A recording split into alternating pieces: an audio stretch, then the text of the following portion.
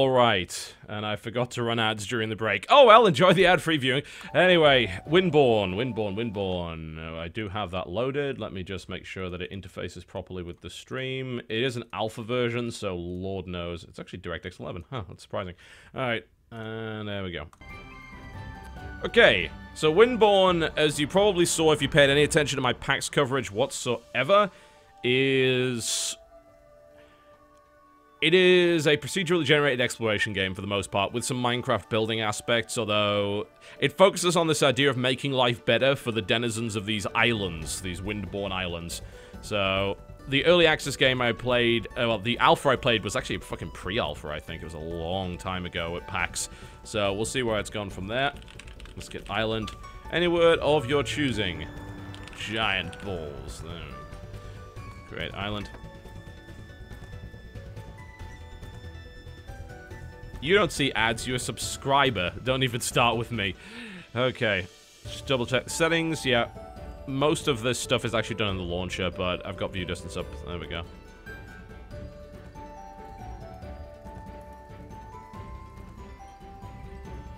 Windborne, if I recall, that this is by Hidden Path, right?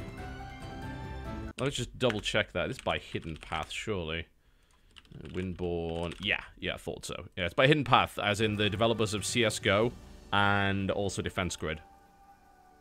So, let us begin. I don't know how complete this game is at this point. This is very much early access alpha, so I have no idea what's going on with it. Okay. Yep, it has a tutorial now, which is certainly more than I can say for last time. What the hell is this? I'd love to read it, but you've put the tutorial message in the way, which is not very smart, is it? No. Also, this font is actually quite difficult to read, especially at lower resolutions. Okay.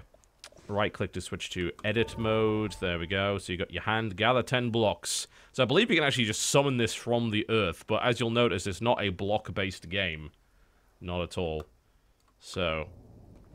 you can indeed just... you have magic powers, basically. So you can pull blocks away with your hands. With the power of the mind! As you wish. Left-click to switch to placement mode. So that switches to the other hand. Place 10 blocks. Alright. And you can actually throw them from a fairly reasonable distance as well, which is to be appreciated. It does make the building aspect significantly easier. There we go. Yeah, and... you know, immediately it's like, well, you know, what about Castle Miner Z? Is this not just the same? Not really. The focus of this game is supposed to be on this side. There are quests and things like that. The idea is supposed to be to kind of improve the life of the little island creatures, which is, you know, it's a noble endeavor. Instead of building laser shotguns and shooting shitty textured zombies. I really like the music as well. And just the general aesthetic of the UI is really pretty. Okay, close your inventory with Q. Yeah, there are the Jin, I believe, are the name. But I guess they haven't implemented that yet. Activate the Dragon Stone. I have no idea what that is. Oh, it's the stone that looks like a dragon. Who the fuck knew, right? Alright, there we go. And you learn, I think you learn the ability to summon a bunch of stuff as you do this. So, Control R will, that helps you get bearings, move 30 meters away, and then Control R to summon it back. What is this thing? Look at it. Look at it. It's adorable, I think. Is it? Yes. They're flying sheepses. Interact with them. Come on, look at that. It's adorable. Did it give me, I think it gave me wool. Give me your wool. Thank you. So I guess you don't murder people in this game. You just ask nicely and they'll give you some wool. That's very kind of them. There you go. As you can see, I have wool. And now, Control R will summon me right back to the Dragonstone. Alright. Sweet. So I guess we now interact with the Dragonstone. And we get a reward, which is Common Highborn Scroll. Right-click to learn that. Highborn Framed Window. Okay. Interesting. So, I suppose you can actually just build doodads. Gather 50 granite. Alright. I don't know. I mean, it's already kind of impressive, because... I wonder, because obviously the world is not, it's kind of block-based, but not. I mean, you know, these trees are not made of blocks, and these rocks are not made of blocks. But, what my question is, can you make stuff that looks like that? Because, I mean, that we're talking about kind of EverQuest Next Landmark sort of side of things. Can you make rounded buildings and stuff? I'm not going to make a house out of wool. This is marble, actually. This is not granite, so... And this world is randomly generated, although they've put tutorial in regardless. So, let's go try and find granite. Is this all marble? I assume so. Yeah, that's all marble. Okay. Well, that's probably dirt. But there's a shiny thing up there, and I'm interested in knowing what it is. Sorry, yeah, that's sandstone. Alright, so that's not much use. So we're looking for granite.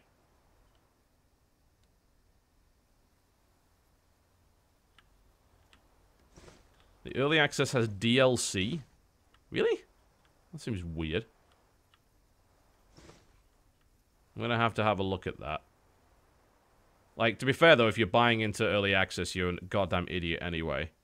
So you kind of deserve everything you get. Stop buying early access titles. Seriously, it's really stupid. There are plenty of good finished games you could buy. And that will be, like, my opinion for a long time, by the way, so don't even think about trying to argue with it. It's just like, look, I'm sick to death of selling unused games. Unfinished games, in fact. I'm absolutely sick of it. Only reason I'm doing this right now is because I wanted to put a bit extra stream on for you. Plus, I was interested in taking a look at how it had advanced since I'd looked at it, since it seemed promising, but you should not buy early access games. And I don't actually do videos on my YouTube channel about early access games anymore. I flat out refuse. Which is why, like, there won't be a video on Wind-borne until Wind-borne's done. Yeah, you can do whatever you want. Just don't come whining at me when all the games on Steam are fucking early access titles that aren't finished. Don't come complaining to me just because I try to protect you as a consumer. It's fucking up to you.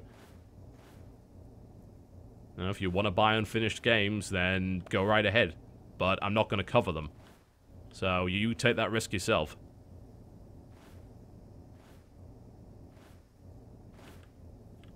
There we go.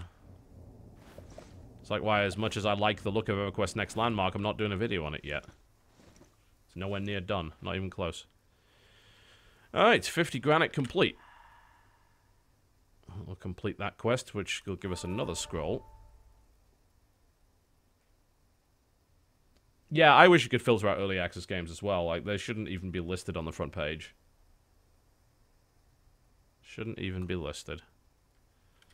Let's learn whatever that scroll is, which is... I actually have no idea. How on earth do you learn it? Let's just drag it to the inventory. There we go. Yeah. Oh, the ability to make a pot. Okay. Place 36 granite blocks. Alright. Give me your wool. Thank you. Yes, I do find it hilarious that you can pre-order the South Park game regardless of the fact that they made an entire episode on how stupid pre-ordering is. That is pretty funny.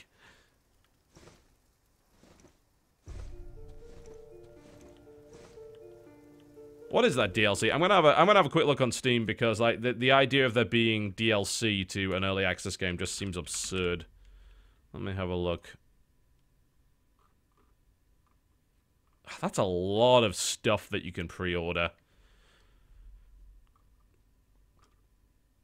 But this also just looks like... No, this isn't DLC. This is a membership thing.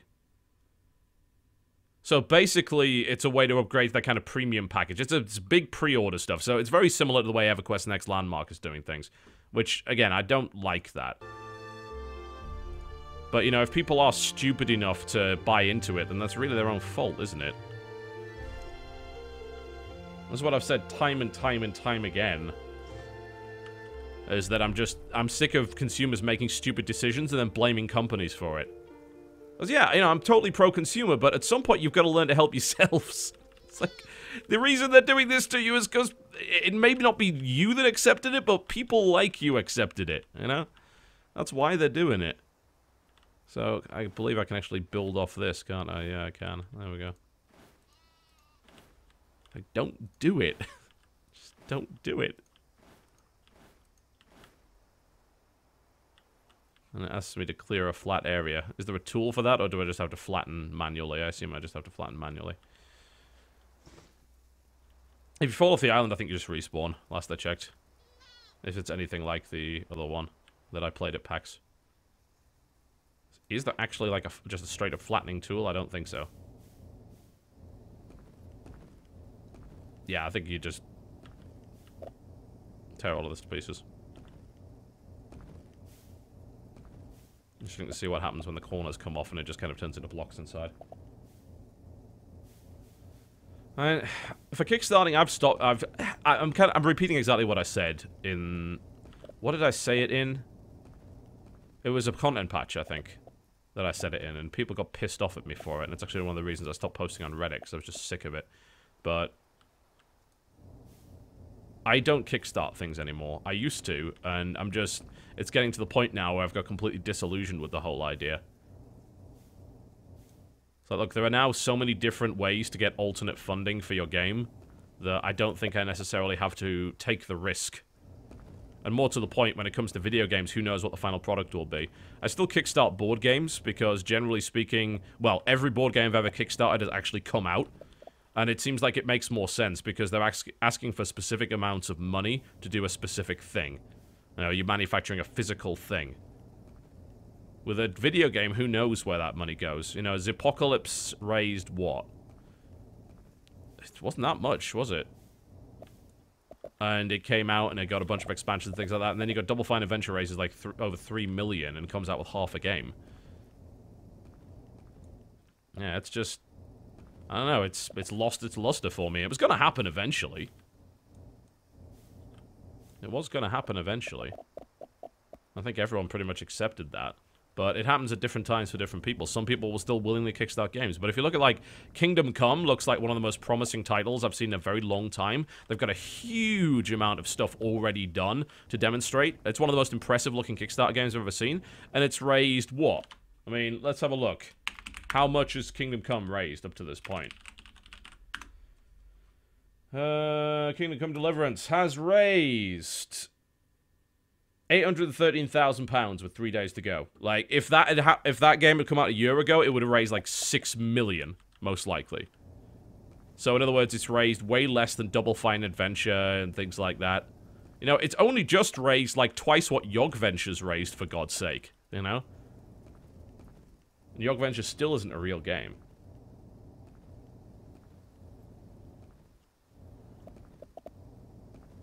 Yeah, I mean, it's not like there can't be successes coming out of Kickstarter, but frankly, you know, why risk it?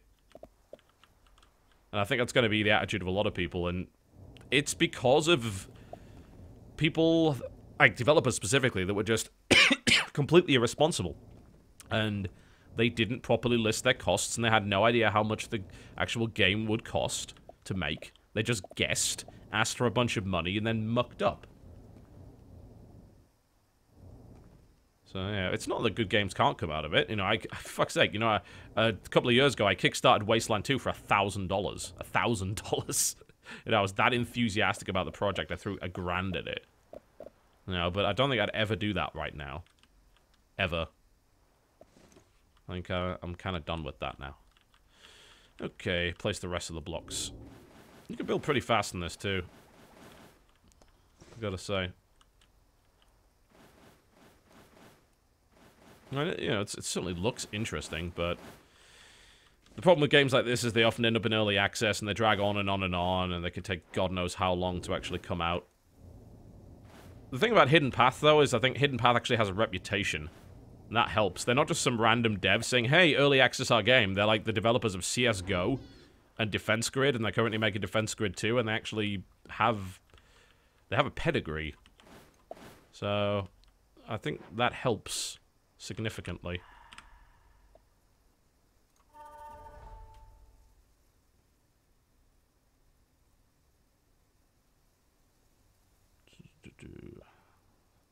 The mouse cursor was vanished for some reason. I'm not sure why that is. It's slightly irritating.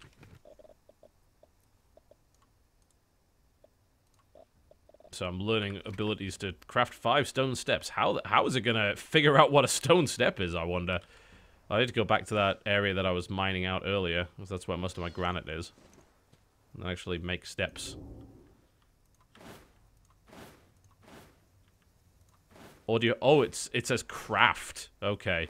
So you don't actually make them like that. You actually make steps. So steps are separate items. I assume you make them here? Yeah. Crafting book. Where's that? Crafting guide? See? Ah! I see.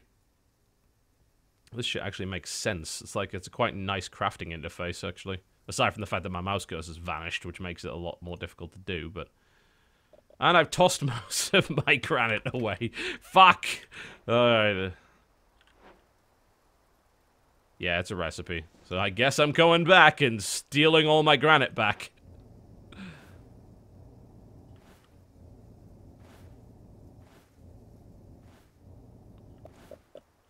There we go.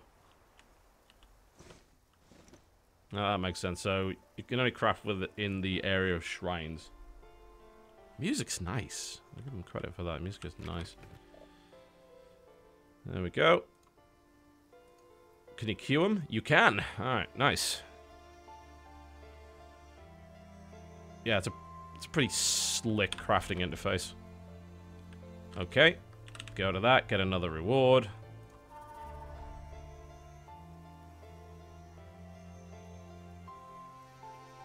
Build the shaper. Okay. 4 granite and 2 glow moss. I have no idea where glow moss is. Let's see what happens if I just place the steps. What do they look like, more to the point? Interested to know. Let's go back to like my little building area here that I was messing around with. Oh, okay. That's a weird way of doing it. Well, I thought you just kind of stack them on top of each other, but apparently not. If you actually combine them together, they link, and they actually form a structure. That's kind of neat. Yeah, look at that. Huh.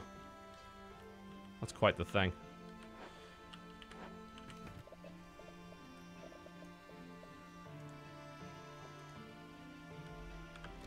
Yeah. It definitely looks promising. Certainly. I'd say so. It's got a decent amount going for it. But, again, you know, who knows where it'll actually turn up to. I wonder if that's the glow moss that we're talking about. Can I make a bridge? Of course I can. Why wouldn't I? I have the power of magic and so forth. There we go. What we saw when I did the preview at PAX actually had... We made a bridge. We ignored the tutorial and did something different, but the AI allowed us to complete the tutorial anyway. That was dumb. They allowed us to complete the tutorial anyway because the AI was set to just like, oh, if X gets Y, it doesn't matter how they got there, but you succeed. So that was kind of neat. What is that? It's like, that's dirt. Yeah, but there's silver stuff in it. Get back here. I want whatever you are. What is that? Oh, that's the glow moss I was looking for. Yeah, it's like, I thought it was. Just had to be sure. But yeah, I assume if you just jump off the island, it just respawns you. Indeed, it does. And I now need more granite, because I have to burn it again. No, this is not Titanfall. I did Titanfall several days ago. You can certainly go and check out the Titanfall VOD if you wish. Or the video, 50 minutes that I did on my YouTube channel. Yeah. It's kind of cool. As I say, it's early access, so I don't really want to do too much more with it. When it gets closer to release, I am more than likely going to do a video on it, but... I just don't cover early access games anymore. It's, there's so many other games that I miss because I'm looking at something from early access and it's not fair to them. Like, if you finished your game, you deserve a higher chance of me looking at it on the channel than me just, you know, looking at stuff which is a year out. It makes no sense. Okay, I'm gonna wrap up.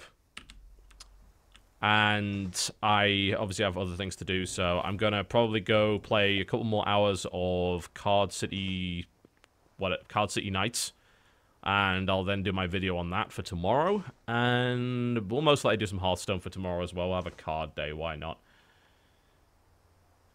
What is the point in more games like this? Well, because Minecraft's shit. That's the main problem with it. Like, if the Minecraft concept is excellent, and the way that they've executed it is great, but the game has barely any content going for it. Like, you have to look at mods for actual content. The story for that game, like the actual quest, the main quest, is just awful. So, actually taking those building models, enhancing them, because, I mean, this is way better. Look at it. Like, this is, compare this to what Minecraft does, which is just, like, blocks. You know, this actually has shape to it. It's got a better crafting interface. The way that it's got a better interface in general. I mean, the interface is actually gorgeous. The UI design is really good. And the whole point of this game is to improve the world for these little creatures called Jinn, who are obviously not in the game yet, as you can see, but there's the Jinn option there. They're coming soon. And you have a character that actually you can design, and you can wear items and relics and things like that. There are some interesting ideas, like you can see other people's islands floating past you, and you can fly to them and check them out and all that kind of thing. So there's this kind of meta multiplayer aspect to it. Yeah, I think, you know, there's a whole bunch of things that you can do with the Minecraft concept and not be Minecraft. So I think that there's absolutely a place for that, if you're willing to go in there with a vision. Like, the problem I've got is when games like Castle Miner Z come along that are blatantly just cash-ins on the idea, a game that came out when Minecraft wasn't out on Xbox 360, and pretty much knocks it off in every way, visual and all, and has no sort of... It has no redeeming aspect to it. It's got, like, no aesthetic of its own. Whereas Wind-borne, this does not look like Minecraft. Like, in any respect. It's obviously, like, lovingly crafted. It's got a great soundtrack. It looks pretty. It's got its own style to it. It's got fucking flying sheep that politely give you their wool when you ask them to. You know? Yeah. Now, you could do a lot with that. And it's the same reason why it's okay to do that with Landmark as well. It's, you take the idea of construction and you make it your own. So I'm okay with that. It's when you rip off assets of the other game and you just... It's about redundancy as well, you know? Because it's like, Castle Miner Z does nothing that a Minecraft mod couldn't. Whereas this kind of stuff, you know, it's demonstrating technology which most likely is not available in the Minecraft engine or anything along those lines. So you are talking about advancing the genre. That's what a genre is. It's like saying, well, why does League of Legends exist when we had Dota? Because at that point you could say, well, why did Dota exist? We had Aeon of Strife. Why does all of the, you know, why do we need another shooter when we have Doom? We need it because that's what a genre is. That's how genres form, and the fact of the matter is that because genres exist, we get some amazing games. Because you can't just be completely original every time you make a game. There are established mechanics which we know actually work. And it's important to be able to expand upon those. Use what works, expand upon what doesn't. That's cool. That's how, you know, that's how great games get made. Some of the greatest games of all time have borrowed concepts from previous titles. Now, Deus Ex most likely... I would say that Deus Ex only exists because of Cybermage, which is a game you probably haven't played. You know, think about Bioshock. You know, Bioshock exists because of the original System Shock, which in turn probably again exists because of Cybermage. You could even think about games like Robinson's Requiem, most likely, which was actually like a bad game. You know, it was a failure of a game. But the ideas taken from Robinson's Requiem went into things like Deus Ex, which ended up being an incredible game. Even stuff like Gears of War, you know, something you might dislike. It's like, oh, Gears of War, trash game. Yeah, but if Gears of War didn't exist, would Mass Effect have existed? And what you're probably going to tell me, if you're a smart fellow, is that a game called Killswitch did the cover system before that, and you would be right. But Killswitch wasn't very good. Gears of War did it better. It took a concept that already existed and turned it into a better game. And then a game like Mass Effect came along, turned it into a different genre. And that's the transformative nature of game mechanics and how you can take a game mechanic and turn it into something else. And that's very interesting to me, and I think that it's something that everyone should really value as part of the industry, because I think it's required. So when a game like Wind-borne comes along, and it is obviously trying to do something different, I think that rather than just kind of snarking at it and saying, well, why should I play this because Minecraft exists, think about what it could do that Minecraft couldn't do, and whether or not the devs actually had a specific vision for it from the start. Because if they did, then that deserves respect. Alright, folks, I'm gonna wrap it up. Thank you very much for watching, and again, thanks to our new subscribers. Very much appreciated. Thank you very much for your support. If you haven't checked them out already, new content patches out today. The Axiom Alicia Spotlight, if you're into StarCraft 2, is out today as well. Check that out on the StarCraft channel. And also, WTF is Banished, also out on the channel. All available for you to watch. Thank you very much for watching, folks. I'll see you next time.